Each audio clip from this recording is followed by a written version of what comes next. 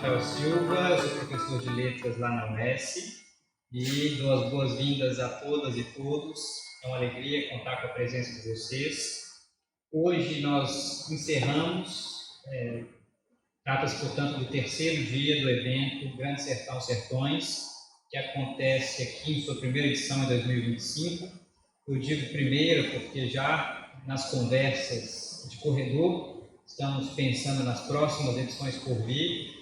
A obra de Guimarães Rosa, e mais do que só ela, né, as várias obras que trataram do sertão na tradição literária brasileira, na tradição cultural brasileira, inspiram, de fato, muitas reflexões importantes que têm aparecido nesses dias. No primeiro dia a gente pôde ouvir a leitura de A Hora e Vez de Augusto Matraga, depois a belíssima interpretação proposta pela professora Lorena Lopes da Costa, professora de História lá na UFRJ. No segundo dia a gente recebeu lá na FECIL, né, no campus da UES, aqui no Aracati, o professor de literatura Cristiano Santos Araújo e a professora também de literatura Milena Queiroz, ambos falando sobre Grande Sertão Veredas, cada um com uma interpretação, digamos, particular, específica dessa obra. O Cristiano, tendo sua formação em teologia, puxou a conversa para questões relativas à metafísica do Grande Sertão, o problema do tempo e do destino, ou da necessidade, e enquanto a Milena valorizou aspectos sociais da leitura desse romance, enfatizando ali, digamos, um certo arranjo barroco da linguagem em Guimarães Rosa, destacando a presença de catálogos de rios, catálogos de nomes de cidades, enfatizando esse aspecto geográfico, mas dando ênfase de fato no conceito de multidão que ela tenta resgatar do Negri para ler essa obra. E hoje a gente encerra tendo a alegria enorme de receber o poeta de Deus Salles, amigo, querido, que tem esse livro, Sertão em Verso e Prosa. Eu peço aí uma salva de palmas para o de Deus Salles. A gente vai fazer aqui uma conversa, uma leitura de alguns poemas de temática sertaneja, saber das inspirações do de Deus, das suas fontes, seus interesses de leitura também. E às 19 horas a gente encerra com um bate-papo com, mais uma vez, a professora Lorena Lopes da Costa e eu, participando de uma mesa redonda. A gente vai conversar sobre o Grande Sertão Veredas, sobretudo no diálogo que ele estabelece com a tradição antiga, greco-romana, mas para muito além dela também. Tá? Então, sem mais delongas, eu apresento o nosso convidado de agora, como eu gosto de fazer com frequência, com o que são os dados que o próprio livro dele oferece. Né? A gente tem, dá para dizer que, de fato, o Sertão em Verso e Prosa é uma obra que sintetiza, né, bastante da sua produção. O de Deus é um poeta que já publicou mais de 20 livros, dá para dizer isso, não dá? Mais de 20 livros. Tem publicado desde a década de 90. Ele é reconhecido no Brasil, reconhecido, obviamente, né, no Aracati, no Ceará inteiro. Participa da Academia Brasileira de Literatura de Cordel. E é uma alegria contar com ele, para nós que somos do Aracati Literário, nesse projeto de extensão aqui do Aracati, contar com esse trabalho tão especial que ele tem publicado já nos últimos anos. Eu escrevi, tenho escrito recentemente sobre essa coletânea que ele organizou em 2021, da Alma dos Poetas, com poetas aqui do Ceará, e eu vou apresentá-lo com base nessa biografia sucinta que consta aqui desse livro. O poeta, radialista, jornalista, editor, declamador, cordelista, compositor e produtor cultural de Deus Salles, nasceu às margens tépidas do rio Poti, na fazenda Várzea do Canto, município de Independência, Ceará. Isso a 2 de abril de 1962. Logo, a família migrou para Crateús, onde o poeta iniciou os estudos, vindo depois a ingressar no fabuloso mundo da radiofonia. Na Rádio Educadora manteve por anos um programa de fim de tarde com recitação de poemas, contação de causos e divulgação do repente e o melhor da música nordestina. Trabalhou na Rádio Príncipe Imperial de Crateús, município do qual foi secretário de Cultura, difusora dos Inhamuns, em Tauá, Itataia, em Santa Quitéria, e Canoa FM, em Aracati, onde reside desde 97. Então vejam, já é um cidadão pleno aracatiense, está aí há 26, 27 anos. É graduado em Letras pela Faculdade Vale do Jaguaribe, aqui do Aracati. Participa com efetividade em festivais de violeiros, encontros de cordelistas, feiras e bienais de livro. Participou em 3 edições da Feira do Cordel Brasileiro no Centro Cultural, CEF, em Fortaleza. 3 edições da Bienal do Livro do Ceará, como palestrante, em 2 a convite do SESC. Ele tem sempre essa interação com diversos órgãos aí do governo, do Estado, e desempenha várias funções como promotor cultural aqui no Aracati.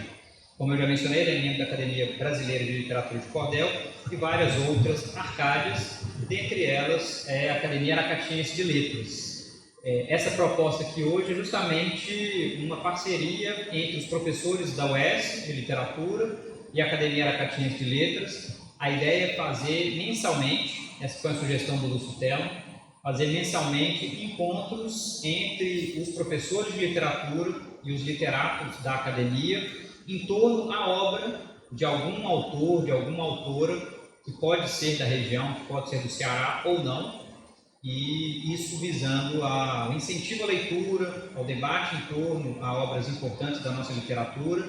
E eu saudei com muita alegria essa proposta do Lúcio Telo, porque isso vem atrelado, em geral, a iniciativas de leitura das obras. Então, como eu comentei na abertura do nosso evento, eu propus a leitura do Grande Sertão Veredas com os nossos estudantes lá na UES. Infelizmente, houve um recesso no meio do caminho e nós perecemos por volta das 250 páginas. Está ali uma das que tentou atravessar o liso do Sussuarão comigo. Na primeira a gente falhou, mas eu tenho certeza que na segunda tentativa vai guardar a chance de maior de sucesso para a gente. Eu terminei a releitura por conta própria e falei que cada um terminasse também. Mas, em todo caso, eles tiveram essa experiência de ler Guimarães Rosa pela primeira vez. A gente leu também o conto, A Hora e Vez de Augusto Matraga. E a ideia é essa, é que cada um desses eventos venha acompanhado pela proposta de leitura das obras, para que, com base nessa leitura compartilhada, comunitária, a gente possa debatê-las. Então, alegria enorme de estar aqui com você, de Deus, seja muito bem-vindo, alegria que você tenha aceitado o convite, topado estar aqui conosco. Agradeço mais uma vez ao público e te passo a palavra para as saudações iniciais. Boa noite a todos, todas. Rafael, eu que agradeço a beleza desse convite, por esse carinho que a gratuidade em você, e dizer que todos nós aqui somos agradecidos e reconhecemos o trabalho que você faz pela cultura, pela literatura em Aracati. Você que vem lá das Gerais e se ambienta aqui e se embevece pelo povo, pela cidade, pelos encantos do lugar e principalmente pelos escritos do povo que é daqui ou que aqui reside. Vocês vêm fazendo esse trabalho maravilhoso, com todo o desvelo, se interessando em adquirir e propagar o trabalho dessa gente que produz literatura em Aracati, e ainda, através do Aracati Literário, vai fazendo essa difusão com resenhas belíssimas, escritas por você e pelos seus alunos. Esse trabalho é enriquecedor para todos nós e nós reconhecemos e somos gratos. E não podemos deixar de dizer que você foi uma dádiva em se tratando de pessoa que se preocupa com a literatura do lugar para todos nós. Foi uma dádiva realmente. Barretinho, Gracieles, boa noite. Bom, nós vamos fazer a leitura de alguns poemas. Vocês estiveram trabalhando aqui, analisando a obra de Guimarães Rosa, do seu conterrâneo lá das Minas, e o sertão é imenso, Já dizia, acho que foi Arthur Eduardo Benevides, que disse que não se sabe onde o sertão começa, não se sabe onde o sertão termina. O sertão é o mundo. E sempre quem escreve o sertão não só escreve o sertão, é porque na verdade é um sertanejo. E ele está no sertão e o sertão dentro dele. Então, os poemas ou os textos, sejam em prosa ou em poesia, de escritor que narra o sertão, que descreve o sertão, geralmente são poemas que se tornam autobiográficos, porque são pessoas que têm uma identificação muito grande com o sertão, que se veem no sertão, eles são o sertão. Então, enquanto, por exemplo, você na obra de Guimarães Rosa, que tem aquelas reflexões filosóficas, da Deus, da vida, do bem, do mal, essa coisa toda, a gente também escreve a poesia popular, finda escrevendo sobre a gente mesmo e com essas ramificações também. Aqui para nós, né, do Ceará, não só do Ceará, do Nordeste, não existem 4 estações no ano, nós sabemos, mas para o homem rural só existem 2. No sertão existem 3, né? Galo, Quintude e Mormaço. Não, mas para o cearense e para o nordestino só existem 2 estações, inverno e verão. O período que a chuva não cai é verão, e o período em que a chuva nos visita é o inverno. E a gente também absorve isso e fica escrevendo como se assim fosse. E eu vou mostrar, por exemplo, aqui um poema, fazer a leitura de um poema, O Vento da Seca. Ele é escrito no mote: o vento da seca atiça o fogo da precisão. Como é o mote? O mote aqui se trata da terminação, que o mote é um tema qualquer, né? Mas poeticamente o mote ele é a terminação da estrofe. Então, quando você dá um mote, você tem que ter, nesse caso aqui, construir 8 versos para com os 2 versos do mote você fazer a 10ª. Sempre termina aí. E obedecendo a questão rítmica, obedecendo a cadência, que é a medida, a métrica, né? Conta-se só as sílabas, aqui em 7 sílabas poéticas, ou seja, termina até a tônica, o resto é complemento da palavra. E a gente diz aqui em o vento da seca atiça o fogo da precisão, a gente descreve: a estiagem constrange o vulnerável matuto, que igual a bicho bruto a seca severa tange. O vento da fome range na porteira do verão. Se um boi arria no chão, o urubu aterriça. O vento da seca atiça o fogo da precisão. É muito pesada a carga que o sertanejo carrega. O destino lhe renega, a bonança a seca embarga. E o que torna mais amarga a pobreza do sertão é tanta corrupção e a sociedade omissa. O vento da seca atiça o fogo da precisão. Faminto como um mendigo, o pobre não tem escolha.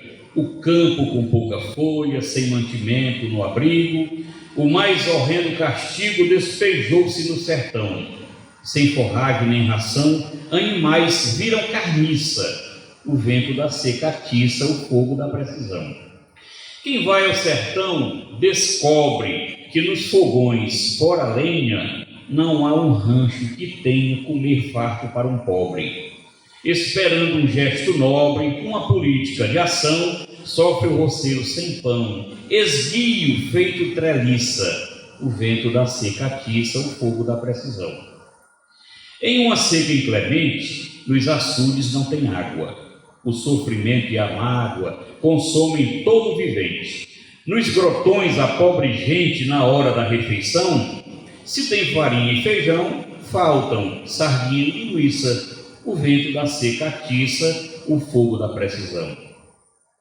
O triste roceiro esquálido vive penoso fadário, sem o mínimo necessário, desesperançado, pálido, chega a se sentir inválido por não cultivar o chão. Sem chover em seu torrão, a máquina da roça enguiça. O vento da seca atiça o fogo da precisão. A campina sem adorno, o tempo envolto em mormaço, as nuvens xoxas no espaço, o vento que sopra é morno, desesperança, transtorno, miséria e desolação. A ausência de proteção ao pobre é uma injustiça. O vento da seca atiça, o fogo da precisão. Do firmamento sisudo, a nuvem magra, sovina, não desfia uma neblina no campo seco, desnudo. Quem vivencia isso tudo transborda de comoção. Na aridez do verão, só a indigência viça. O vento da seca atiça, o fogo da precisão. Então esse aqui é o tempo esquisito, o tempo sisudo, o tempo nefasto, que é a seca, né? Não só o verão, é quando ocorre de as chuvas ficarem mais distantes, então não tem regularidade no período do inverno, então o verão se torna uma seca, se torna maior, esse período que não tem produção, que não tem pastagem, isso aí. Depois nós vamos fazer a leitura de um, já falando no período bonançoso, no período da chuva, na invernada, certo? Maravilha, de Deus, obrigado. Aí, uma salva de palmas para o Deus, uma bela leitura. E o comentário inicial dele já aponta uma série de questões interessantes, como, por exemplo, essa relação entre a terra e o homem, né?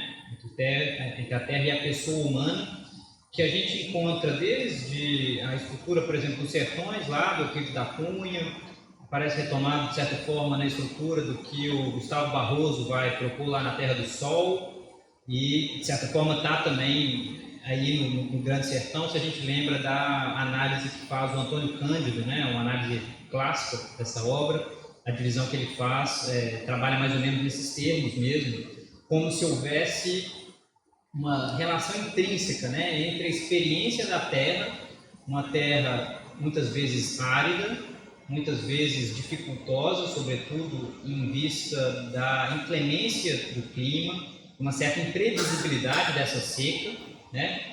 Por mais que ela não seja exatamente constante, né? De tempos em tempos o fantasma dela volta a rondar na realidade sertaneja, e isso calcasse ou esculpisse uma certa forma de estar no mundo própria do ser humano sertanejo, né? Então, pensar isso é fundamental, né?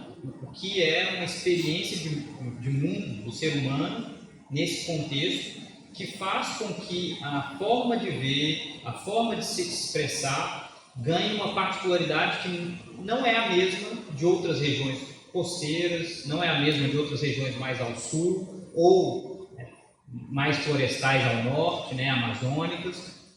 Então, que, por assim dizer, conformam uma poética, um estar no mundo próprio desse sertanejo.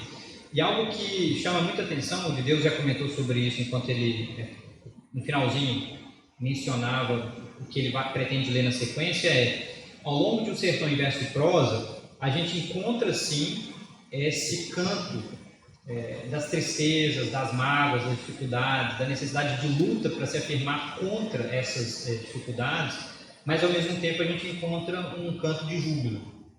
Ou seja, ao contrário dos estereótipos que com frequência são veiculados assim nas grandes emissoras, nos grandes filmes que são vendidos para fora do Brasil, que basicamente reforçam só os estereótipos negativos, né, da miséria, na obra de Deus a gente encontra também uma celebração da cultura sertaneja em termos daquilo que ela traz de alegria, celebração mesmo. Então, eu queria te convidar, de Deus, a compartilhar a leitura desse poema que você preparou. Não sei se vai ser o mesmo em que eu tinha pensado, porque Meu Sertão é mais bonito.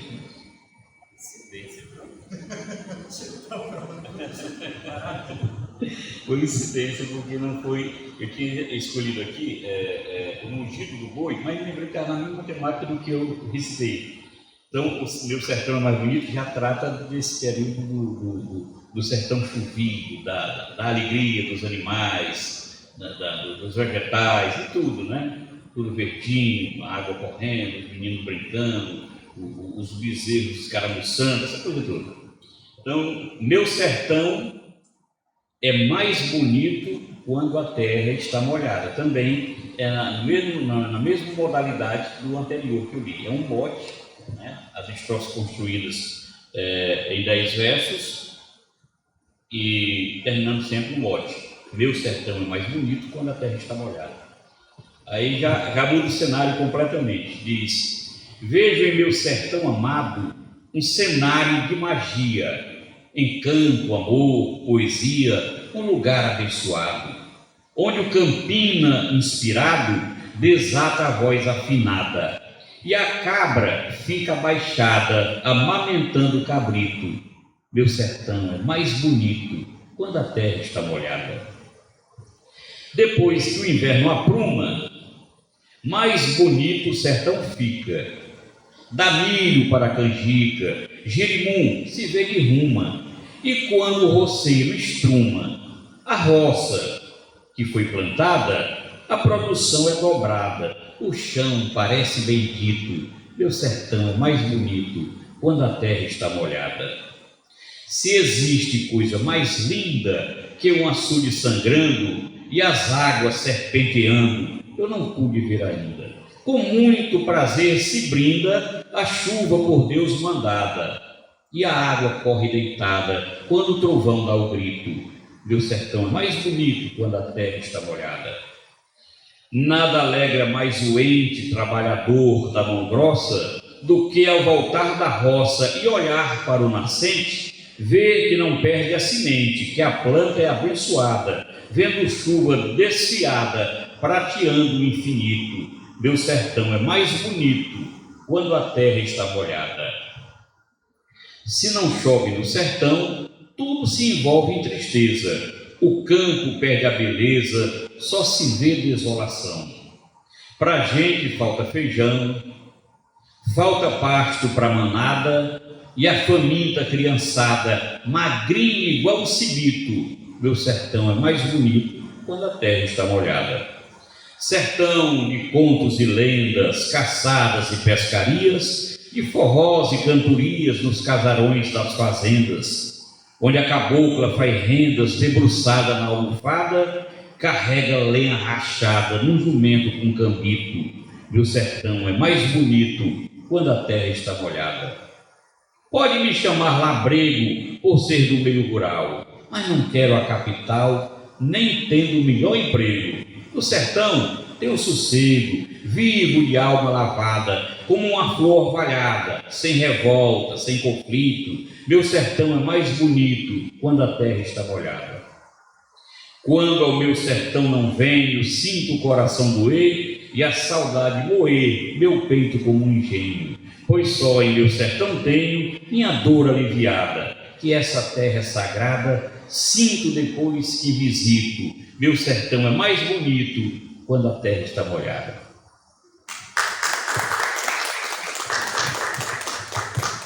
Obrigado de Deus, um poema belíssimo, né, para quem está conhecendo aí Aracati pela primeira vez, como colegas nossos que estão por aí para essa temporada, estão pegando esse período em que começam as chuvas, e de fato é como se fossem duas realidades totalmente diferentes, né? Viajar ali para Limoeiro do Norte no meio do verão, já 4, 5, 6 meses sem chuva, a paisagem é vermelha, é amarelada, né? E agora, daqui para diante, pelos próximos meses de chuva, verdinho, né? Muda de fato muito, e o de Deus capta isso com o olhar de quem vivencia essas realidades e as sente, porque ele escreve ali não só, digamos, o impacto em termos geográficos, mas também o impacto em termos humanos. E eu queria agora, de Deus, aproveitando que você mencionou alguns aspectos formais e estruturais da composição, puxar um pouco o nosso papo para pensar, assim, nas suas fontes poéticas, porque nas nossas conversas de outras vezes, você já mencionou, por exemplo, que você conheceu pessoalmente o Patativa do Assaré. Um período de formação importante para você foi o período como radialista, então, com esses programas, contando causos, às vezes recitando poemas, colocando canções tradicionais, populares. Então, eu queria te ouvir um pouco, assim, é óbvio, né, esse livro sai por escrito, né, mas qual é o lugar desse contato com a oralidade que está no repente, que está na realidade do cantador, para, digamos, conformação da sua poética, do seu trabalho com a linguagem? Onde entra essa tradição popular mais oral? Os primeiros contatos com essa poesia que é oriunda mesmo da oralidade foi ouvindo antes, algumas décadas. Eu não sou tão criança, 62 já, e eu há 4 décadas, 5 décadas, olha aí, tempo passado, meio século, eu ouvia os romanceiros, os cordelistas, que hoje o cordelista apenas escreve cordel ou às vezes faz a leitura, né? No passado, eles viviam exclusivamente dos seus livretos, dos seus folhetinhos. Eles escreviam, por exemplo, existia a escassez de meio de comunicação. Jornais não eram em todo lugar que existia. As rádios também não eram em toda cidade que tinha. Internet nem se cogitava. Então, morria, por exemplo, uma autoridade, um presidente da República, um governador de estado, uma pessoa notável na sua cidade, e eles escreviam o cordel na noite. O fato acontecia aqui, no outro dia eles já estavam, e geralmente eles tinham uma pequena oficina gráfica, se não levavam para Juazeiro do Norte, que já tinha a Liga Nordestina, que era uma tipografia bastante conhecida, que era exclusiva de impressão de cordel. Então, eles levavam para as feiras, e eu os acompanhei. Eu vi muito lá em Crateús, na minha cidade, eles cantando aqueles eram cantados, a capela. Botavam um microfone aqui, penduravam uma caixazinha de som ali, e ainda faziam uma história. Eles sempre tinham alguma forma, né, uma estratégia de atrair o público. Tinha uns que vendiam uma pomadazinha, tal, banho do peixe-boi, não sei o que mais, e aí eles começaram a criar uma história para juntar público.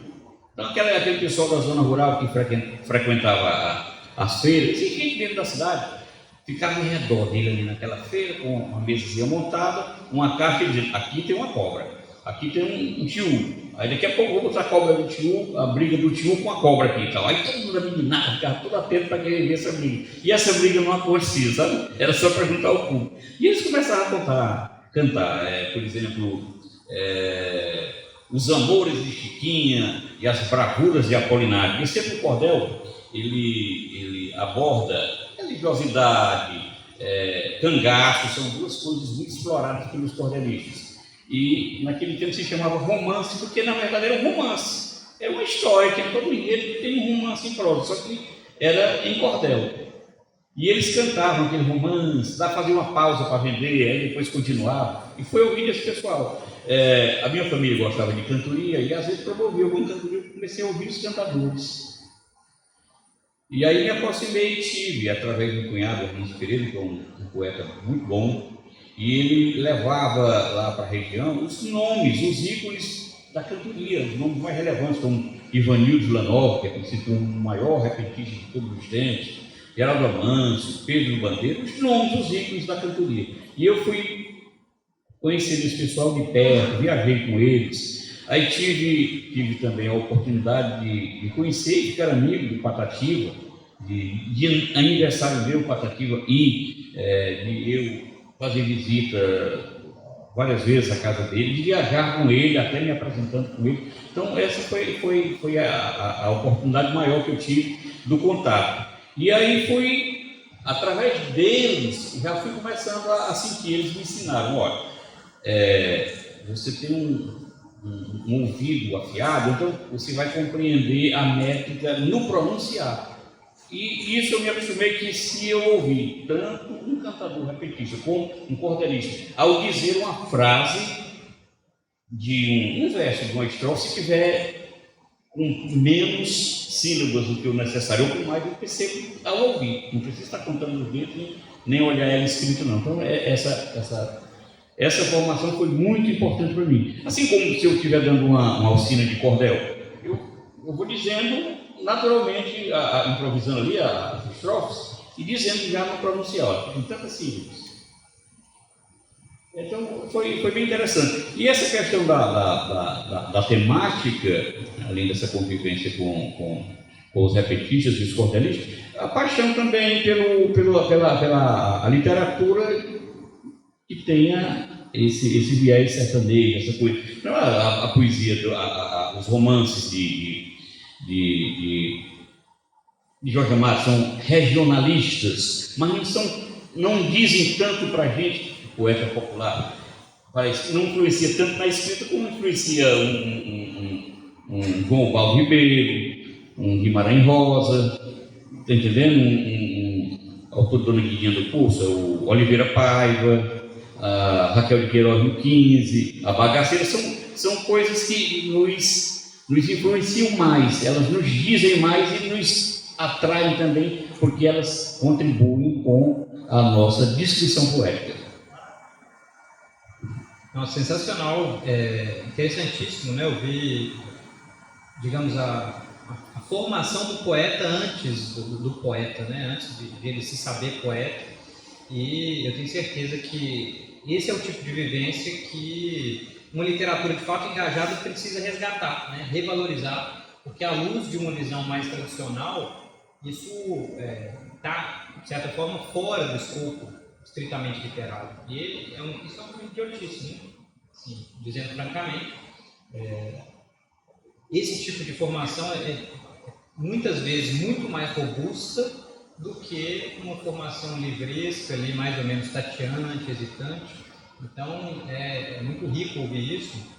E algo que chama atenção enquanto a gente lê O Sertão em Verso e Prosa é, digamos, como essa vivência com uma certa cosmovisão, com uma certa poética, que a gente está aqui mais ou menos repertoriando como sertanejo, enseja novas criações a partir de contextos novos.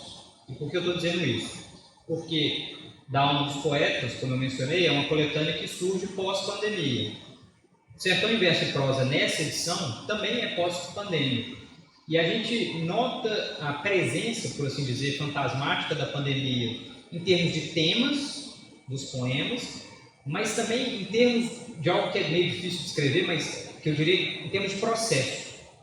E aí eu queria conversar um pouco sobre isso contigo, de Deus, porque tem aqui poemas que foram compostos em desafio virtual com outros colegas, cantadores, cordelistas, repentistas, poetas, em que a lógica do duelo, né, do repente, em que um improvisa e o outro improvisa por cima e o outro depois responde, assim, segue, obviamente, dentro de uma série de regras próprias, foi reproduzido no contexto de isolamento social como uma estratégia, inclusive, para lidar, né, com a solidão, com o isolamento, com a impossibilidade de encontrar as pessoas, e isso se reflete no processo e nos temas desenvolvidos em alguns desses poemas. Eu queria te ouvir um pouco sobre esse processo, como foi que isso surgiu para você, e caso você tenha algum poema que queira compartilhar, composto dentro desse contexto, dentro desse esquema, fique à vontade para lê-lo também, porque eu achei muito interessante a proposta. Nesse período da pandemia, todos nós reclusos, e o que tínhamos de mais prazeroso era a leitura, né? E aí outros poetas, amigos, o Moreira de Acopiara, ele mora em São Paulo há 40 anos, mas ele adotou o nome da cidade de nascimento dele, que é uma cidade aqui no interior do Ceará, Acopiara. E é um dos poetas com quem eu tenho uma relação fantástica, sempre que tem alguma oportunidade de colocar a gente em algum trabalho em São Paulo, na virada cultural, essas coisas, sempre convida. Quando tem algum evento maior, ele nos convida sempre a participar. E aí ele, conversando comigo por telefone, ele falou: eu vou mandar um versinho aqui, aí vamos fazer uma brincadeira. Aí ele mandou um verso. Em tempos de isolamento, o que a gente não queria, para não atrofiar, porque poeta atrofia, o jeito é se divertir produzindo poesia.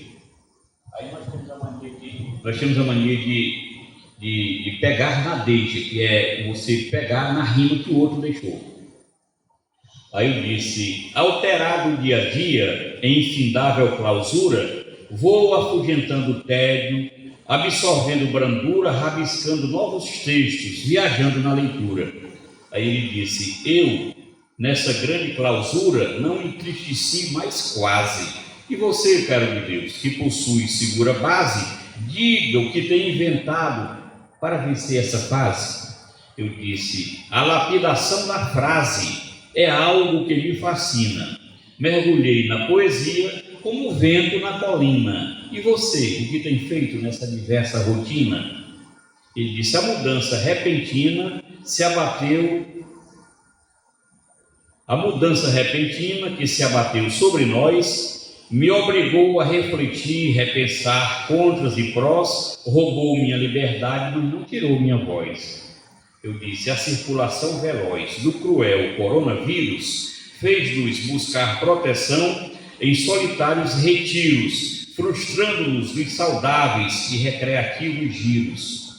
Ele disse: eu revisitei papiros, ou melhor, livros antigos, organizei as gavetas, li versos, contos e artigos, revi filmes legendados, telefonei para amigos. Eu disse: ante visíveis perigos, sendo corona por mote, do mendigo ao empresário, do ateu ao sacerdote, estamos no mesmo nível, todos no mesmo pacote. Aí ele disse: sim, mas nós temos um pote de força, luz e poder, de canções para cantar, de versos para dizer, e através desses valores podemos nos entreter. Eu disse: sinto a vida florescer sobre esse vírus à toa. Temos talento por graça, musa que nos afeiçoa, fé que guia nosso rumo e Deus que nos abençoa. O poema é longo. Aí, nesse poema, é como se fosse uma cantoria de uma dupla de repentistas. Nós passeamos pelas diversas modalidades. Iniciamos com sextilhas, fomos para setilhas, viajamos nas oitavas, passamos para as décimas, sepsilábicas, fomos para os decassílabos, para os endecassílabos, que é o galope Miramar. Enfim, nós passeamos pelas várias modalidades da cantoria improvisada e do cordel. Maravilhoso, de Deus, muito obrigado. Belíssima leitura. Esse é um poema que me fez pensar muito enquanto eu lia no que é a proposta do Decamerão, né? Para quem não está familiarizado, o Decamerão começa quando a peste negra estoura, né? Lá na Itália, especificamente ali na região de Florença, e um grupo de jovens, face ao caos da sociedade, resolve se retirar para uma propriedade rural de um deles, e lá eles começam a passar o tempo contando história. E aí as 100 histórias, né, do Decamerão é basicamente isso. É o tempo em que eles estão ali se entretendo, esperando a peste negra dar uma trégua, e o que vocês fizeram na prática foi algo de uma natureza muito próxima, né? Enquanto esperavam a pandemia arrefecer, cantavam, e foi de fato muito interessante ver esse processo, porque a gente nota que a partir de um repertório tradicional, repentista, cantação, né, do cantador, algo novo surgiu, né, um desafio virtual, e isso tem, sem dúvida alguma, um potencial que é de criação, mas é um potencial pedagógico também. Eu agradeço aí a presença dos estudantes que nos honram, né? Eu não sei nem se os professores de hoje liberaram vocês, mas às vezes vocês estão vendo aí as dispensas de faltas, então eu agradeço pela presença. E algo que eu queria destacar, bem, a gente está aos poucos caminhando para o fim dessa conversa, a gente vai ter muitas outras ainda, espero com Deus, muitas outras leituras, mas em breve a gente vai abrir o microfone, caso alguém queira fazer algum comentário. Eu já passei livros do de Deus para os estudantes lerem e resenharem, já tem lá uns 3 ou 4 lidos e resenhados, mas algo que eu queria destacar ainda nessa nossa conversa, ela está sendo gravada, depois eu pretendo, né, publicar, divulgar para os amigos, os interessados na literatura cearense, do Aracati, do Brasil, é esse problema do chamado regionalismo, né? Eu tenho usado muito a etiqueta regional, mas para basicamente etiquetar qualquer que seja a produção literária brasileira, porque foi um preconceito que conseguiu vencer, digamos, na história da literatura brasileira, a ideia de que os modernistas, paulistas e, em alguma medida, cariocas, não eram regionais, porque eles eram. Basta ler Paulicéia Desvairada do Andrade, né, para a gente ver que ali é um negócio muito provinciano, paulista, muito localizado, jeca, no final das contas, que é cantado como a origem moderna da literatura brasileira, e isso em detrimento de outras manifestações regionais do mesmo período. O Mário, inclusive, foi muito crítico, né, de literaturas que ele taxava como regionais, e o que eu tenho tentado defender, né, em artigos, em apresentações, é que toda literatura tem uma localização no espaço. Ela pode ser mais escamoteada. Se a gente lê, por exemplo, Luiz Borges, né? O Borges, às vezes, está falando de coisas que são muito mirabolantes, muito oníricas, mas ali tem algo do escritor argentino que ele foi. E, a meu ver, mesmo quando essa representação regional ganha o primeiro plano, isso em nada é, digamos, motivo de demérito, muito antes pelo contrário. Isso nos ajuda a entender outras manifestações literárias que não fazem isso. Então foi ótimo te ouvir de Deus, porque é isso, entender a literatura regional passa por essa vivência, mas me parece que em vários dos seus poemas você aponta para temas que, vou usar essa palavra um pouco perigosa, para temas universais. O que significa ser humano, o que significa estar diante da morte, estar diante da iminência de um perigo, o que significa amar alguém, se dedicar a alguém, e são temas que atravessam diferentes culturas, diferentes contextos históricos, e que nos permitem fazer aquilo que Aristóteles fala na poética: transcender o histórico enquanto o meramente específico e almejar aquilo que tem o potencial de atingir todas as pessoas, né? Lá ele vai falar o Thor Holland, o universal, o todo. Então eu queria te ouvir um pouco, né, para ir concluindo, e aí convido também que você faça aí a menção ao novo lançamento, né, Árvores em Extinção.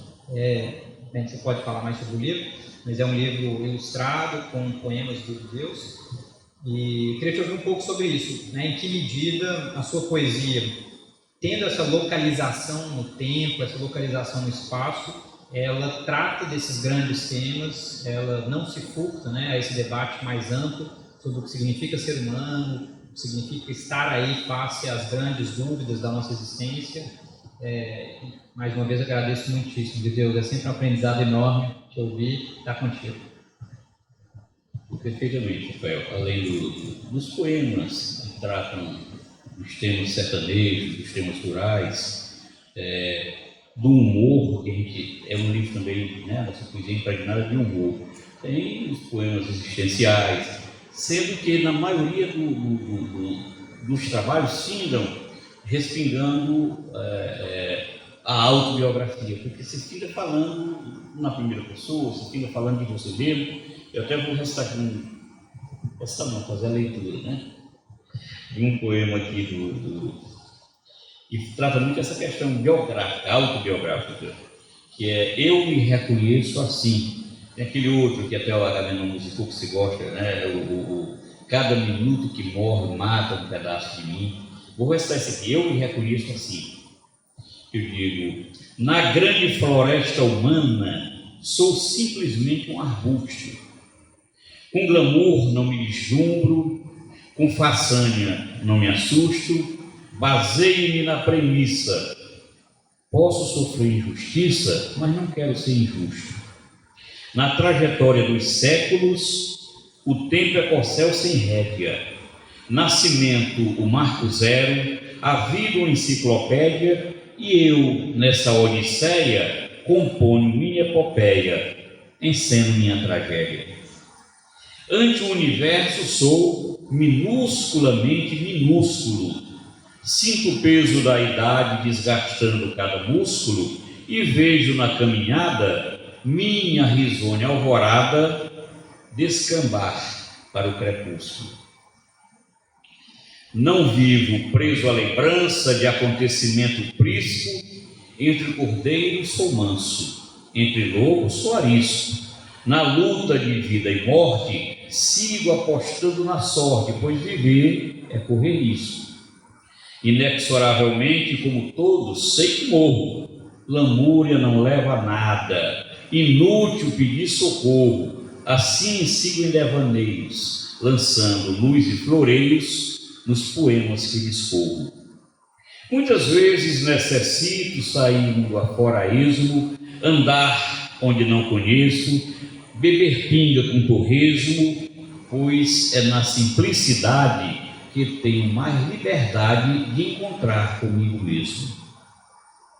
A luz das minhas conquistas reflete do meu esforço. Quando eu estou desalentado, Deus me concede um reforço e nos percursos medonhos carrega um feixe de sonhos, sem contundir o meu dorso. Sinto um exército invisível de anjos em minha escolta, a luz divina me guia, a mão de Deus não me solta, enquanto o clarão não finda, sigo nessa estrada linda, sem frustração, sem revolta. Não sou de atirar farpas ou praticar vilipêndio. O labor árduo e honesto é fonte do meu dispêndio. Exausto e extenuado, vou colhendo aprendizado para esculpir meu compêndio. Insucesso já provei, vitórias também conheço, acho que já conquistei muito mais do que mereço. Na caminhada da vida, por cada luta vencida, ao Ser Supremo agradeço. Empreendo minhas forças em tudo que desenvolvo. Não me prostro ante as angústias, ressentimentos, dissolvo. Superação é meu lema. Quando me surge um problema, Deus alumia e resolvo. Arrogância e prepotência não fazem ninguém mais forte. Humanidade e decência me dão na vida o suporte para aplaudir cada etapa, pois nenhum de nós escapa da roçadeira da morte. Obrigado.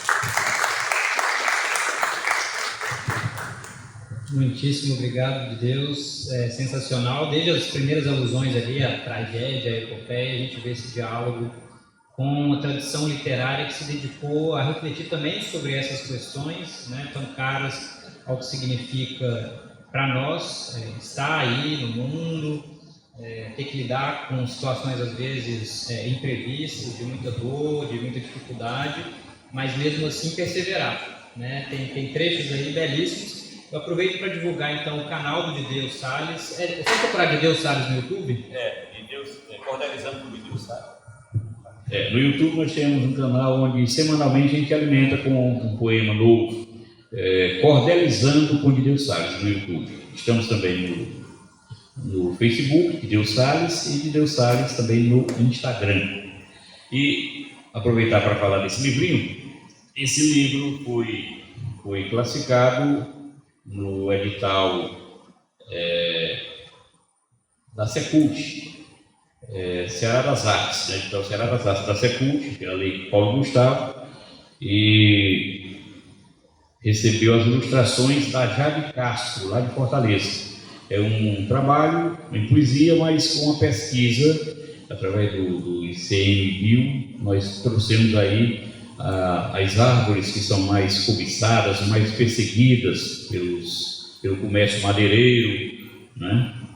E a gente fala também na utilidade de algumas plantas, dessas que são ameaçadas de extinção, e nós tratamos aqui das mais perseguidas realmente. São duas, são catalogadas mais de 8, aqui está o número exato, mais de 8.000 árvores no Brasil são catalogadas, segundo o ICMBio, e dessas, né, quase um quarto, né, mais de 2.000 estão sendo ameaçadas, sendo que as 28 mais perseguidas, nós relatamos uma a uma aqui desse livrinho, que já está disponível. E o de Deus, ele é, qual é o nome disso? Ele é humilde, ele não quis fazer a propaganda inteira. Temos aqui à venda exemplares, caso alguém se interesse, né? Pode procurar agora, depois, né? Por quanto que ele está sendo vendido? Esse aqui? Isso. Vamos vender a 20. A R$20, então tá dado. Eu sei disso. Como foi no edital, para comprar, todo mundo tem acesso. Maravilha, Deus, obrigado. Bem, eu já vou comprar o meu imediatamente. Aí eu vou lá Aracati Literário. Então tá bem. Então eu levo lá para Aracati Literário. Mas muitíssimo obrigado, Deus, é uma alegria enorme te ouvir. Alguém quer fazer algum comentário? fica à vontade para a gente já ir caminhando aqui para o final dessa primeira parte da noite de hoje, se ninguém tiver nada a dizer. Os livros de Deus são sempre muito bonitos, muito bem acabados. Em geral, são todos ilustrados. Aqui? E quanto que ele é? Então, se alguém quiser levar o Sertão Inverso em Prosa, ele tem 3 ou 4 exemplares, ele está saindo R$60. Todos os livros têm um acabamento de primeira qualidade, são ilustrados em geral. Livros anteriores eram ilustrados pelo Aldifax Rios, né, um artista de primeira, belíssimo. Todos os livros que eu tenho de Deus são ilustrados por ele, assim, eu gosto de abrir e simplesmente ficar contemplando, porque de fato são ilustrações belíssimas, que complementam muito bem, né, dialogam muito bem com a poesia. Então, se não tem mais comentários, eu agradeço muito a presença do de Deus, peço uma salva de palmas.